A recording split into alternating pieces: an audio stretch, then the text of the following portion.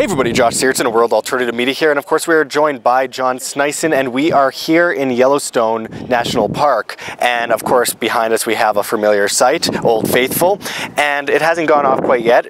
Who knows, maybe while we're doing the video it'll go off. That'll be a fun surprise. But John, you were telling me about a very interesting development in the park's, I guess you could call it infrastructure.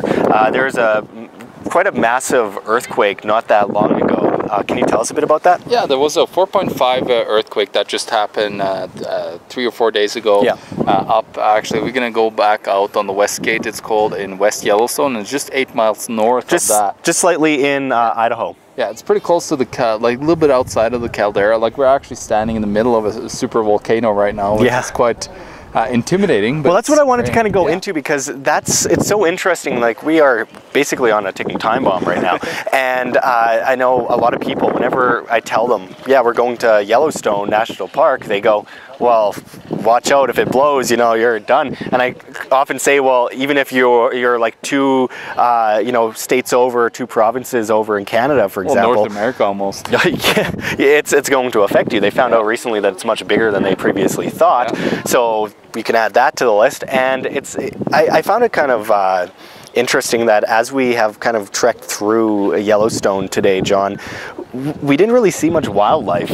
And I know for years people have been talking about, you know, it's a sign, you know, it's a sign. But then again, like, I think a lot of people have claimed it's something like 200,000 years overdue. And if that were the case, and I don't quote me on that because we don't have internet coverage out here, so I can't completely substantiate that at this moment, but I've heard a few times 200,000 years overdue. And if that's a case, then what do these scientists really know about this apparent date that it's supposed to go off? Because if it's, doesn't nature know what's best? I mean, doesn't nature know a bit better than what some scientists are claiming is going to happen? Yeah, of course it is. We got to remember, actually, just a little bit, I think it's just northeast from here where we're standing. Yeah. We actually have the kind of continental plate that goes through like North America. Yeah. So you, of course, like, this is why we have all these geysers here and right in the middle of the caldera. And what you always would see is it's so unpredictable a lot of times. Yeah. Like when these blows, they kind of looked at some in Iceland where you have like one blows and then they go in a kind of a record, like after each other. It happened just recently when we had all the shut off in air traffic in between Europe and, of course, North America. So we got to remember, like, we live on this finite earth, and it's so interesting when you actually go and think about it. Well, it makes us think, you know, we're not as significant as so many people talk about, because this little piece of land here, which is rather big, I should be honest there, but this piece of land right here, no matter what we do throughout human history, this could basically put an end to it. Most of us, and a lot of people look at it as, you know, a really sad a chain of events that could lead to the end of humanity. But at the same time, it's like, what are we to say? Who are we to say what it is? I mean, if it happens, it happens, and it'll likely happen within a human civilization if we don't kill ourselves off first. Yeah. And I think it's interesting that going back to 1959, we saw a massive earthquake in Yellowstone. There was a whole bunch of reshaping of the infrastructure, like all the lands and stuff, and of course, you know, it moves up and down, so that just thinks you, like, the stuff that's underneath here is pretty solid, like magma that's floating and slushing around underneath us.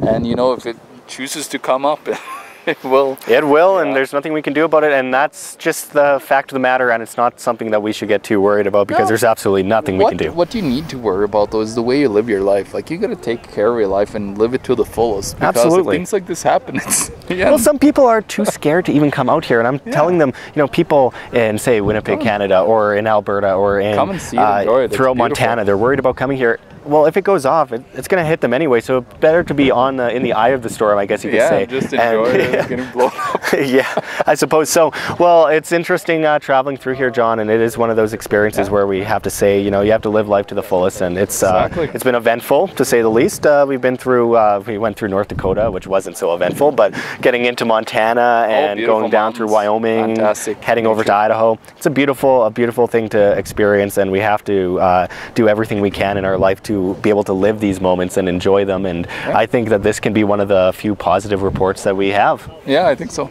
I hope so. I sure hope so. And it's kind of positive with a negative twist to it. Negative twist, but it's one of those things that just makes you look twice at you know, the way you live your life. And yeah, exactly. Right at any second now, something could happen. I know the whole park has risen several feet in the last few years, which is alarming. But like we were saying before, what are we going to do about it? And let's just enjoy ourselves, and we're going to be back at you with many more reports. We're going to the Red Pill Expo, of course, in Bozeman, Montana in the next few days, but first we're going to enjoy a bit of nature, report on a bit of what we see, and hopefully we'll be with you soon, depending on our internet coverage, because of course it's kind of hard to bring you these videos when you can't connect to the internet, but we'll do the best we can.